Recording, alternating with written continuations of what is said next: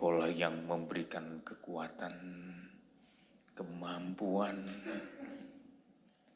Oleh sebab itu, kiranya Kristus kepala selalu ditinggikan dalam hidup kami. Marilah berfirman ya Tuhan, supaya hati kami dipenuhi oleh sukacita. Kehidupan kami berbahagia, karena Kristus Tuhan yang sudah mengasihi kami. Urapi kami, urapi hamba-Mu secara khusus. Hamba menolak setiap pekerjaan setan. Apapun bentuknya, kami tolak, kami patahkan dalam nama Yesus. Beri kami kesehatan ekstra untuk dapat menerima firman, terutama hamba-Mu untuk menyampaikan firman Tuhan. Dalam nama Tuhan Yesus Kristus, kami bersyukur dan berdoa. Bersama kita katakan, amin. Silakan duduk Bapak Ibu Saudara-saudaraku yang kekasih. Saya mengucapkan selamat malam. Salam sejahtera buat kita sekalian ya. Shalom. Shalom. Kiranya Tuhan terus menolong, menghiburkan, menguatkan kita, sehingga sampai hari ini kita masih bisa beribadah. Ini semua karena anugerah dan pertolongan Tuhan. Dan saya masih menekankan bahwa kita ini gereja Tuhan adalah utusan Tuhan di tengah-tengah dunia ini. Ya. Yang pertama dalam perjanjian lama, bangsa Israel lah yang diutus Tuhan untuk menunjukkan keberadaan Tuhan, keadaan Tuhan, dan perbuatan-perbuatan Tuhan. Tapi setelah Tuhan Yesus Kristus naik ke sorga, maka tugas itu dipercayakan kepada setiap orang percaya di dalam Kristus.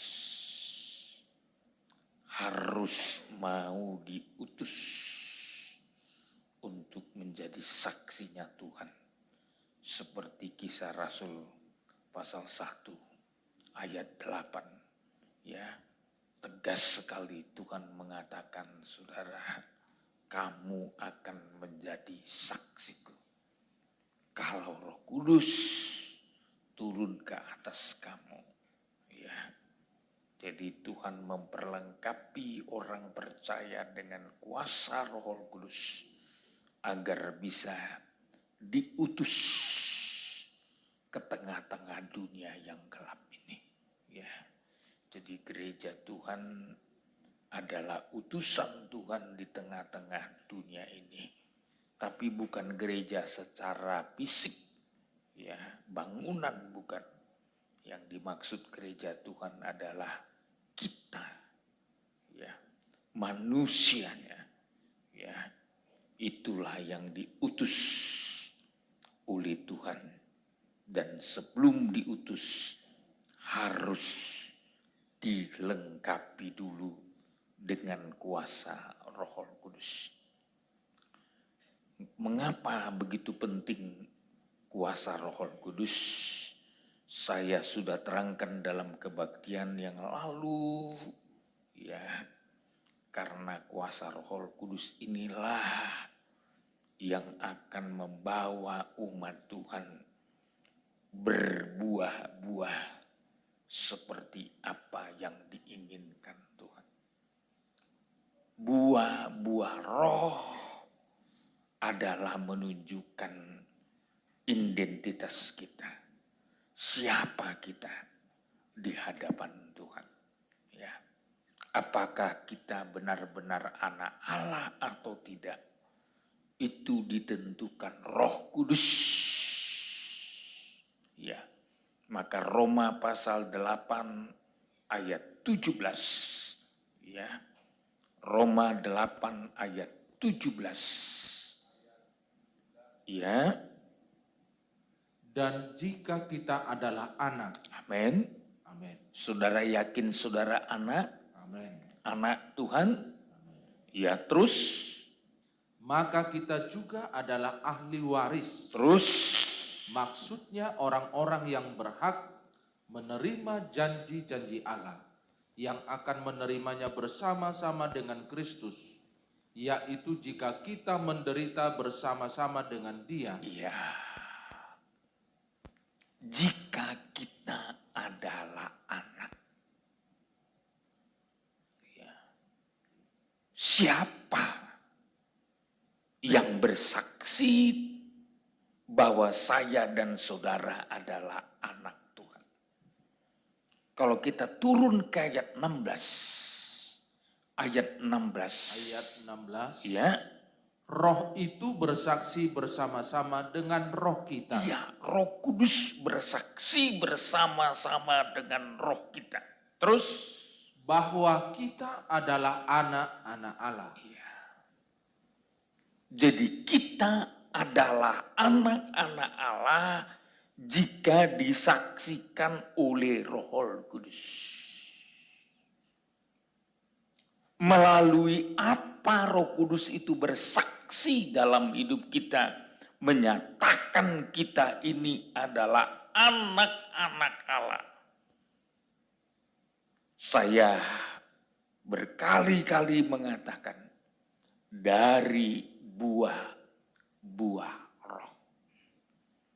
Buah-buah roh lah menunjukkan bahwa kita adalah anak-anak Allah.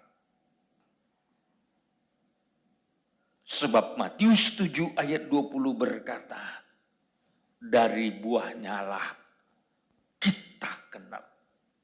Ya. Jadi saudara, buah-buah roh lah yang bersaksi melalui kuasa Roh Kudus. Terlihat buah-buah roh dalam hidup kita bahwa kita adalah anak-anak Allah. Maka saya sudah jelaskan ada 9 buah roh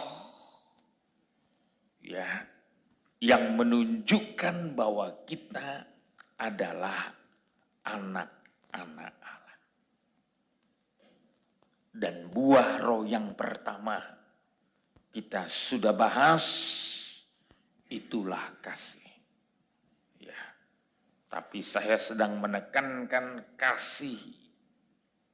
Kasih yang Tuhan mau terlihat dalam kehidupan kita adalah kasih yang sejati.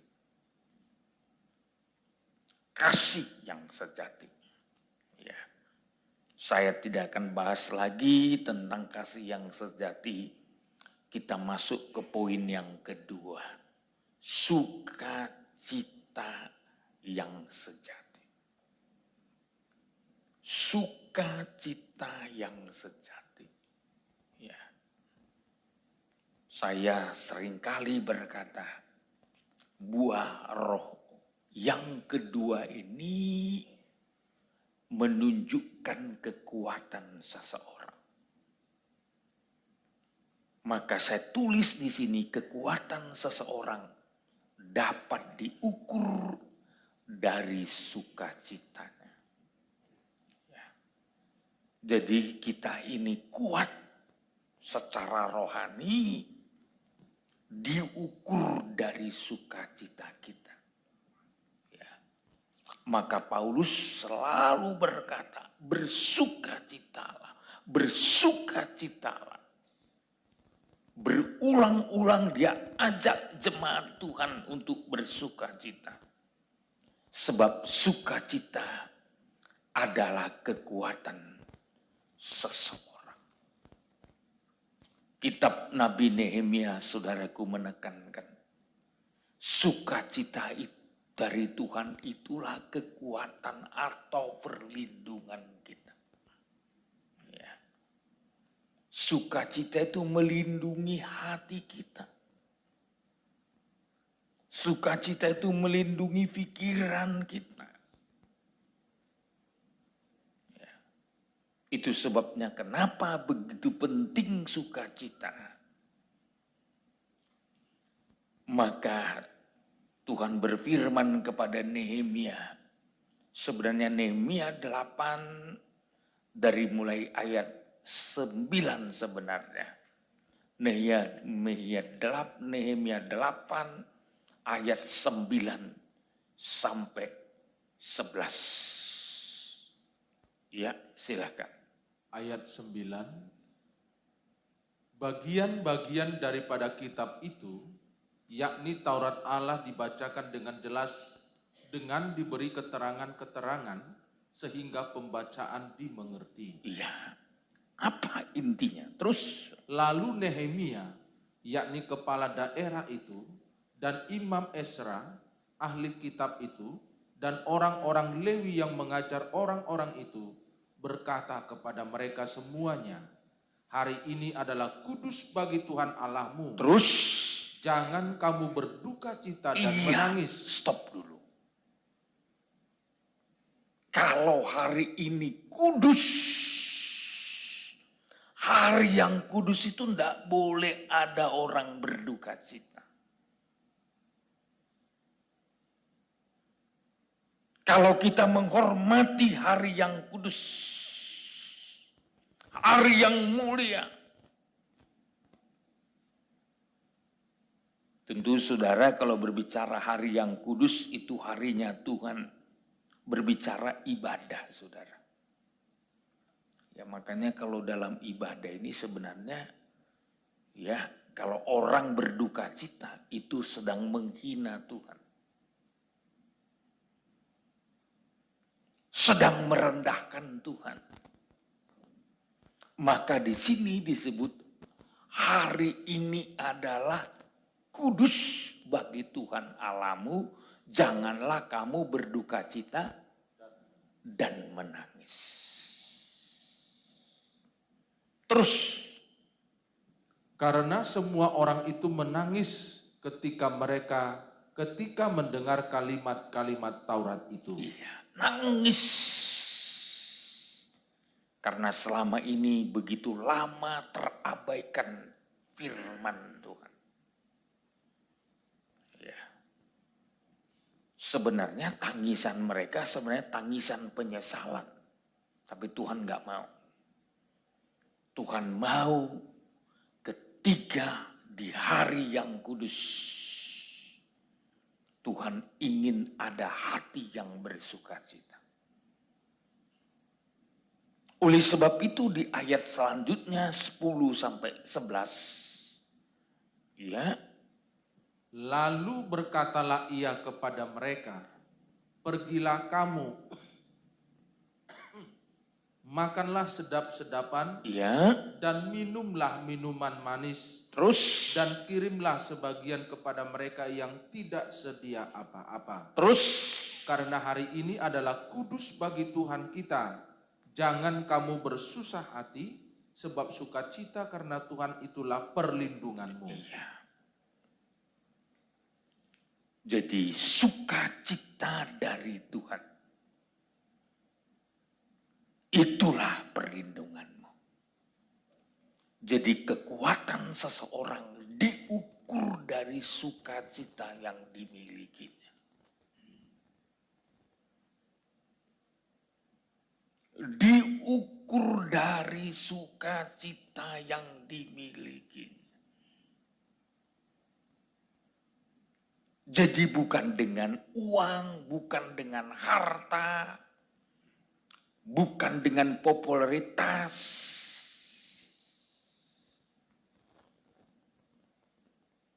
Tadi malam saya katakan, Salomo orang terkaya pada zaman itu.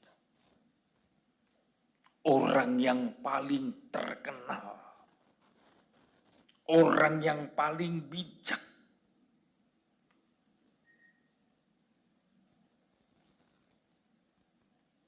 Itu ditulis dalam suratan 1 Raja-Raja pasal 4. Ayat 29. Ayat 29. Ya. Dan Allah memberikan kepada Salomo hikmat dan pengertian yang amat besar, Terus, serta akal yang luas seperti dataran pasir di tepi laut. wah, gak ada yang bisa menandingi hikmat Salomo pada waktu itu. Akal yang sangat luas. Bayangkan saudara, ini sampai dicatat di dalam firman Tuhan. Kehebatan Salomo.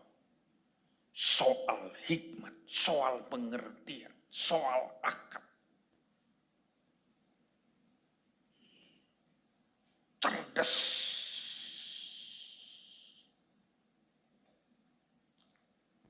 Kalau ya kecerdasan atau IQ seseorang itu bisa diukur.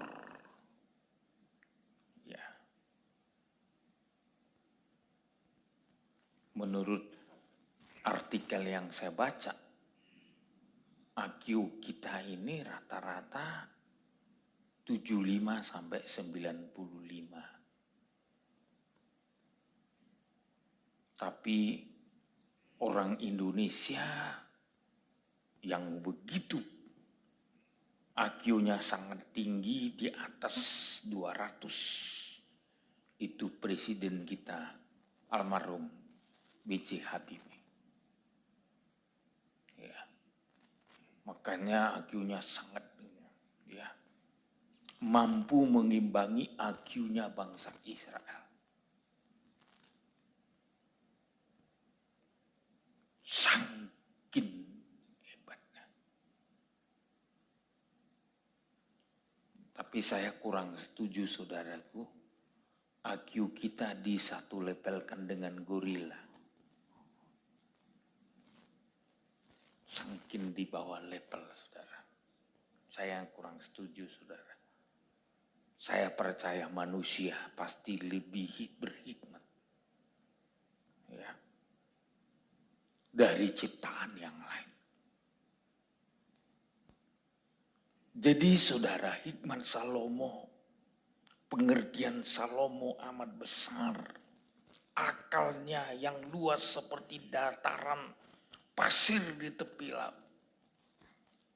Di ayat 30, terus Sehingga hikmat Salomo melebihi hikmat segala Bani Timur terus dan melebihi segala hikmat orang Mesir. ya terus Ia lebih bijaksana daripada semua orang, daripada Etan orang Ezrahi itu, dan daripada Heman, Kalkol, dan Darda, anak-anak Mahol, sebab itu ia mendapat nama di antara segala bangsa sekelilingnya. waduh, pintar, hikmat, mempunyai nama besar, mendapat nama di antara segala bangsa sekelilingnya. Terus Ia menggubah 3.000 amsal, waduh, dia bukan hanya ahli dalam pantun saudara. Amsal, kata-kata hikmat, dia gubah atau dia karang sebanyak 3.000 amsal. Terus, dan nyanyiannya ada 1.005. waduh, menciptakan lagu 1.005 lagu. Saya percaya orang seperti ini seharusnya bersuka cita. Belum lagi kekayaannya. Tapi ternyata saudara, Salomo orang yang paling rapuh.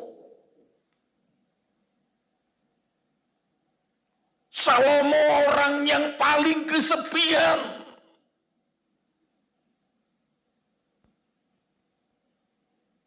Berarti kekayaan, kepintaran, hikmat.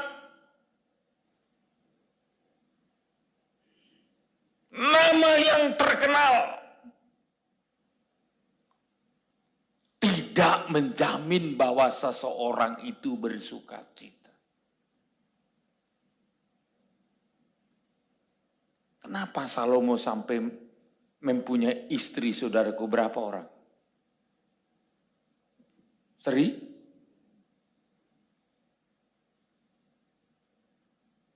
Itu pun tidak bisa membuat hidupnya sukacita.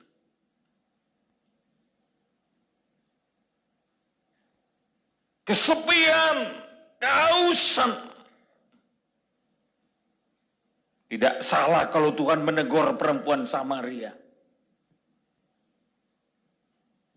Dengan 5 laki-laki, tambah 1, perempuan Samaria tidak berbahagia.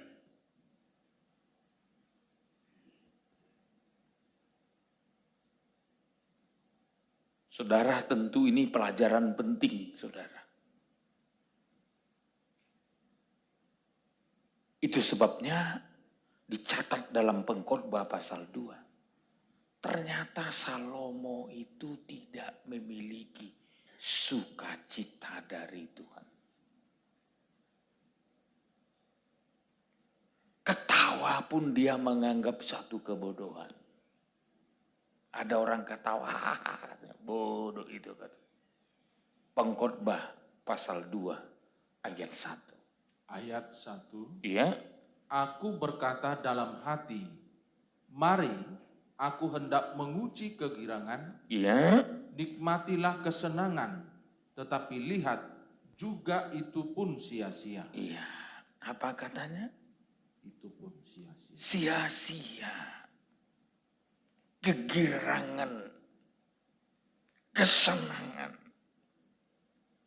dianggapnya kesia-siaan. Terus, tentang tertawa aku berkata itu bodoh. apa katanya? Bodoh. Ketawa pun dianggapnya bodoh. Berarti gak ada sukacitanya.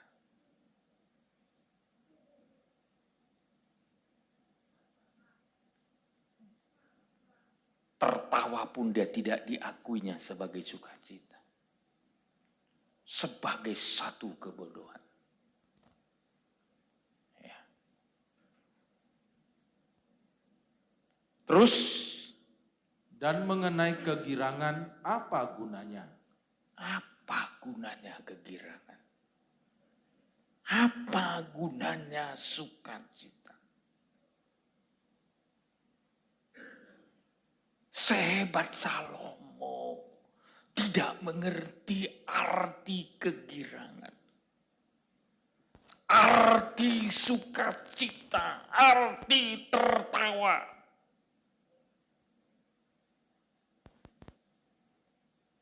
Saya mau katakan Salomo adalah orang yang paling menderita sebenarnya kalau kita lihat Pengkhotbah. Dia menuliskan semua sia-sia, sia-sia, sia-sia, sia-sia. Kenapa, saudara? Ternyata hatinya tidak memiliki kekuatan dari sukacita yang datang dari Tuhan. Tidak ada sukacitanya. Saya seringkali mengatakan terlalu rugi orang Kristen kalau hidupnya tidak bersukacita.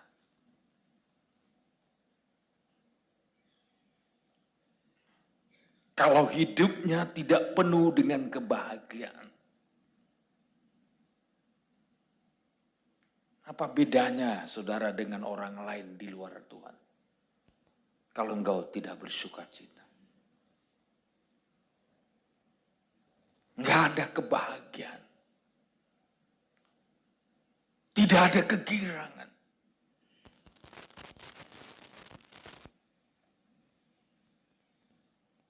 Tentu saudara, kenapa Salomo tidak memiliki kegirangan, sukacita, dan kesenangan dari Tuhan? Karena hatinya tidak mengasihi Tuhan. Hubungannya dengan Tuhan terputus. Ya. Ada cinta yang lain.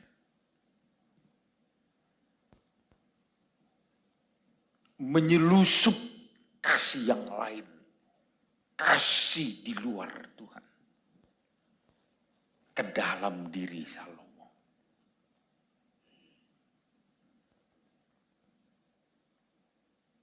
Dia menyembah Tuhan. Tapi sekaligus menyembah dengan cara yang salah. Menyembah yang lain. Ya. Itu dalam 1 Raja-Raja pasal 3 ayat yang ketiga. Ayat 3. Dan Salomo menunjukkan kasihnya kepada Tuhan dengan hidup menurut ketetapan-ketetapan Daud. Terus hanya ia masih mempersembahkan korban sembelihan dan ukupan di bukit-bukit pengorbanan. iya, dia cinta Tuhan. Tapi separuh lagi cintanya di luar kehendak Tuhan. Tidak 100%. Saya mau katakan ini yang seringkali membuat kita kehilangan sukacita. Gak 100% mengasihi Tuhan. Bahkan lebih parah lagi saudaraku. Ya.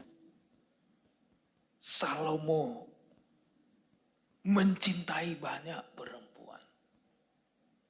Itu pasal 11. Ya. Ayat 1 Raja-Raja 11 ayat 1. Ayat 1. Iya.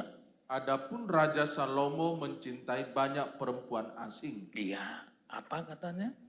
Mencintai banyak perempuan asing. Terus. Di samping anak Firaun, ia mencintai perempuan-perempuan Moab, Amon, Edom, Sidon, dan Het. Iya. Ini menggeser cintanya kepada Tuhan.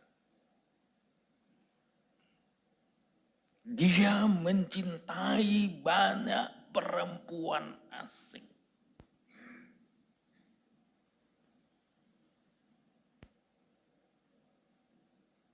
Ini persoalan. Ada banyak orang berkata begini, ya jatuh cinta itu enak katanya. Tapi mencintai banyak perempuan bahaya. Ya. Tahu bahaya? Itu mencuri, menggeser sukacita kita. Pasti banyak persoalan timbul. Salomo mencintai banyak perempuan asing. Mengakibatkan dia menjadi penyembah berhala. Demi untuk menyenangkan perempuan-perempuan asing. Setiap perempuan asing punya berhala. Yang dibawa dari negerinya. Yang dibawa dari orang tuanya. Akhirnya Salomo terjebak.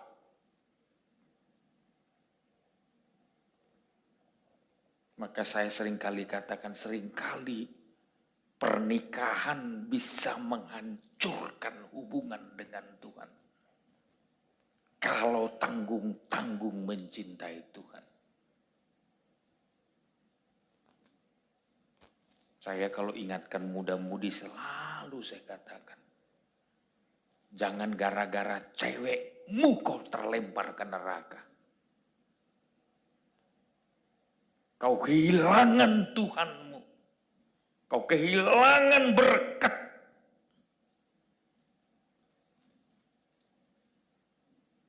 Padahal Tuhan itu ingin memberkati kita Bahkan Tuhan sangat senang kalau kita sukses.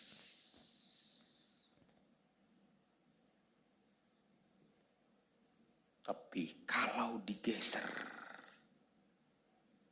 iman kita digeser, pengikutan kita digeser, saya mau katakan ini menimbulkan kesusahan nanti yang amat besar. Sulit memperbaikinya, saudara. Apalagi kalau sudah masuk dalam pernikahan. Masuk dalam pernikahan yang salah di luar firman Tuhan. Itu bukan kebahagiaan, bencana. Ya. Saya banyak tahu saudaraku. Akhirnya seumur hidupnya tersiksa. Ya. Bahkan ada banyak menyesal. Tapi tidak ada kesempatan untuk memilih yang lain lagi. Karena kalau bicara pernikahan, satu-satunya. Ya. Istri satu-satunya.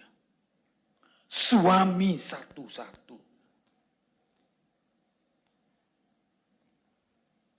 Itu sebabnya saudara, contohnya Salomo. Ya. Makanya Anda tahu bagaimana nasib Salomo. Dan tulisan yang ditulis oleh Salomo namanya pengkhotbah. Ini ditulis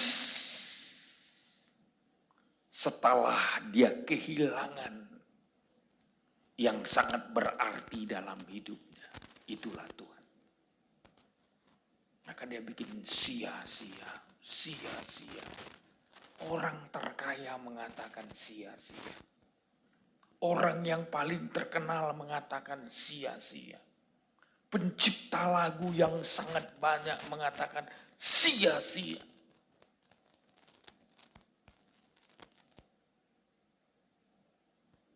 Kenapa, saudara? Ternyata sukacita yang seharusnya dia dapatkan dari Tuhan digeser dengan yang lain. Padahal Tuhan sudah ingatkan. Dalam ayat 2, 1 Raja-Raja 11 ayat 2. Ayat 2. Ya. Padahal tentang bangsa-bangsa itu, Tuhan telah berfirman kepada orang Israel. Terus. Janganlah kamu bergaul dengan mereka. Ya, terus. Dan mereka pun janganlah bergaul dengan kamu. Ya, udah diingatkan.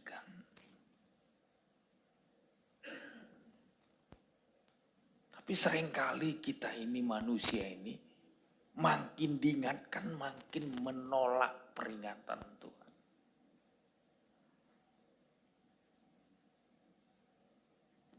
Jangan bergaul dengan mereka. Mereka pun jangan bergaul dengan kamu.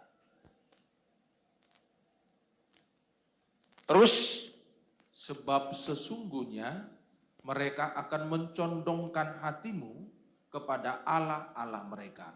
Terus, hati Salomo telah terpaut kepada mereka dengan cinta. Dengan cinta. Tapi cinta yang membawa maut.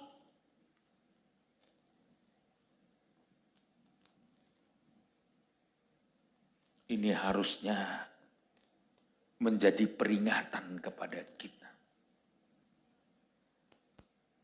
Ini menjadi peringatan kepada generasi kita yang akan datang.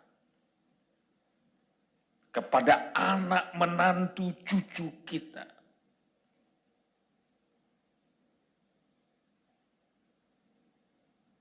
Jangan menilai sukses tapi sukses yang salah.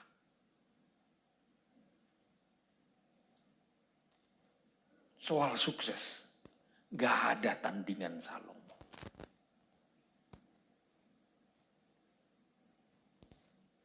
Tapi sekali lagi saya katakan, Salomo tidak mengerti apa itu sukacita. Tertawa aja pun dianggapnya bodoh. Kegirangan pun dianggapnya tidak berguna. Apa gunanya? Dalam ilmu kesehatan saja, orang yang tertawa, orang yang bergembira, bergirang, hormon penggembiranya itu menjadi satu kekuatan imun. Sampai firman Tuhan berkata, hati yang gembira adalah obat. Dulu kalau kami waktu penginjilan nyanyikan itu sambil joget-joget itu. Hati yang gembira adalah obat. Seperti obat hati yang senang. Tapi semangat yang patah keringkan tulang. Hati yang gembira, Tuhan senang. Ini stresmu hilang kalau gembira hati. Coba gembira. Gak ada pun uangmu kalau udah sukacita. Ya. Satu gunung pun utangmu.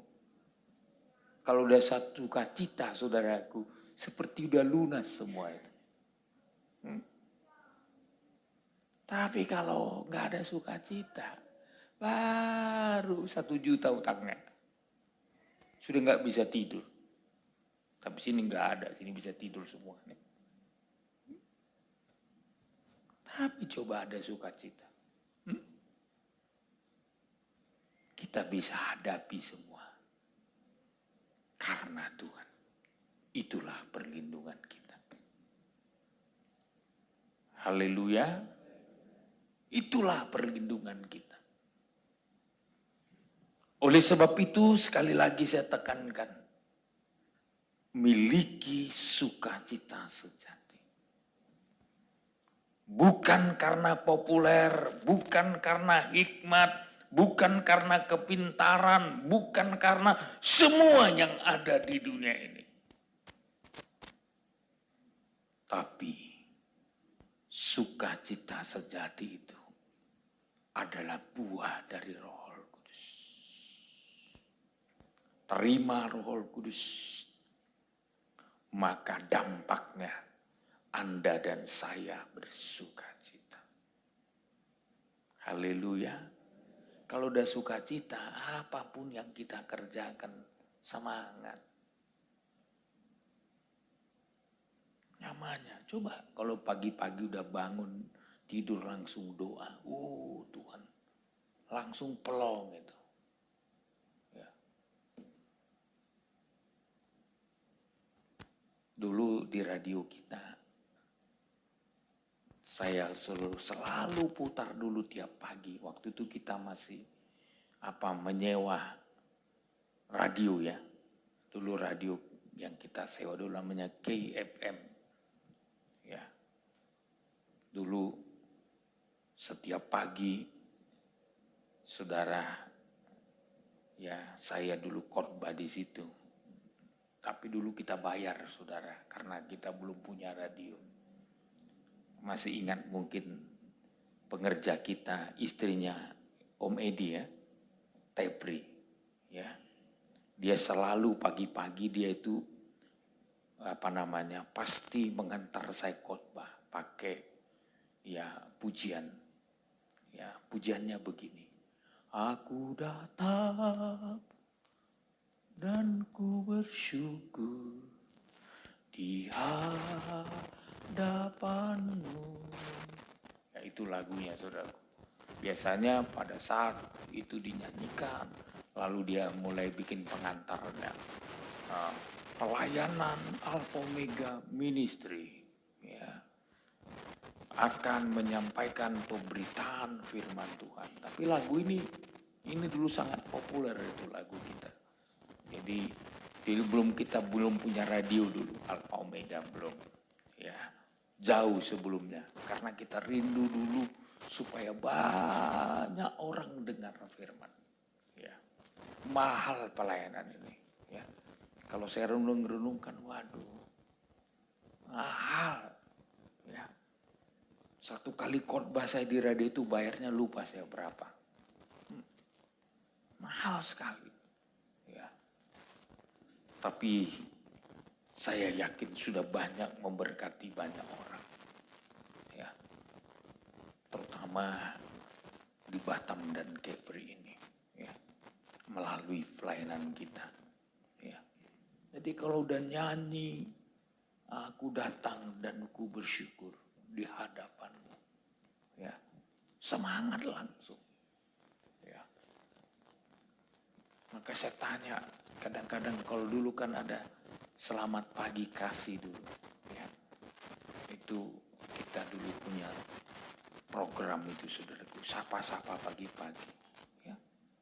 Itu antri orang telepon dulu, ya, untuk menyatakan selamat pagi. Ya. Karena sukacita. Ada yang supir angkot, ada yang jualan, ada yang berbagai macam profesi. Ya, karena sukacita dari Tuhan mengalir karena telah terjadi hubungan yang baik dengan Tuhan. Ya. Oleh sebab itu, untuk memiliki sukacita yang sejati ini, maka saya membuat beberapa poin. Ya, yang pertama, Anda harus tiap hari menimba air kehidupan dari sumur keselamatan kita. Itulah dari Kristus Tuhan. Ya. Timba terus. Seperti Yesaya pasal yang ke-12 ayat 3, saudara. Ya, gali terus. Ya. Mata air itu ditimba. Coba dibacakan, Pak. Yesaya pasal 12 ayat 3. Ya. Maka kamu akan menimba air dengan kegirangan. Apa nimba air? Dengan kegirangan. Terus? Dari mata air keselamatan. Artinya dari Kristus. Ambil terus. Bangun terus hubungan dengan Tuhan. Ini yang membuat kita tidak akan pernah kehilangan sukacita. Dan kalau kita sudah minum dari sumber air kehidupan, jangan lagi terikat kepada sumber-sumber yang lain. Jangan lagi ambil kegirangan di luar Tuhan.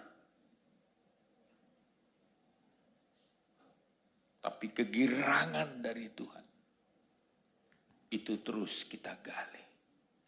Kita ambil. Lewat apa? Lewat ibadah semacam ini. Lewat mendengar firman. Lewat pujian penyembahan. Lewat kuasa Roh Kudus. Kita sedang menimba kegirangan dari Tuhan. Ini loh. Ya. Makanya saya selalu mengatakan kalau kita lalaikan satu kali ibadah saja, sebenarnya berkat yang terhilang dari hidup kita, berkat kegirangan. Merasa tertuduh. Ya. Lama-lama merasa tidak layak. Lama-lama mulai sungkan datang ibadah. Ini loh, setelah udah sungkan datang ibadah, lama-lama terjerumus mulai membenarkan diri sendiri. Biasanya orang kalau membenarkan diri melemparkan kesalahan kepada orang lain. Gara-gara si anu lah aku gak datang ibadah. Gara-gara si anu lah aku begini. Dia mulai bangun kebenaran diri sendiri. Padahal dia sebenarnya sudah kehilangan kegirangan dari Tuhan. Makanya kalau orang yang punya kegirangan dari Tuhan, nggak mau kiri kanan muka belakang, terserah kalian lah. Yang penting aku cari Tuhan. Yosua berkata, aku dan seisi rumahku akan beribadah kepada Tuhan. Nggak mau peduli dia. Bangsa Israel yang melalaikan ibadahnya. Bangsa Israel nggak tahu bersyukur padahal Tuhan kasih tanah Kanaan. Tapi Yosua berkata, aku dan seisi rumahku. Ya, ini kita harus belajar saudaraku. Yang lain nggak mau, kita tetap komitmen di dalam Tuhan. Ya. Bila penting nggak usahkan yang lain. Istri nggak mau, kita tetap semangat. Suami nggak mau, kita tetap cari Tuhan. Ya, bayar harga. Teman-teman nggak mau. Ya, dulu saya waktu dapat firman Tuhan dalam pengajaran ini, saya ajak teman saya diketawain. Nggak mau, udah nggak mau memfitnah lagi. Ya. Tapi puji Tuhan, saya nggak peduli itu saudaraku. Ya. Walaupun dulu cuma saya sendiri dari Batam pergi KKR Fellowship sampai ke Malang sana untuk mendapatkan firman Tuhan. Ya. Tapi sekarang saya nikmati hasilnya.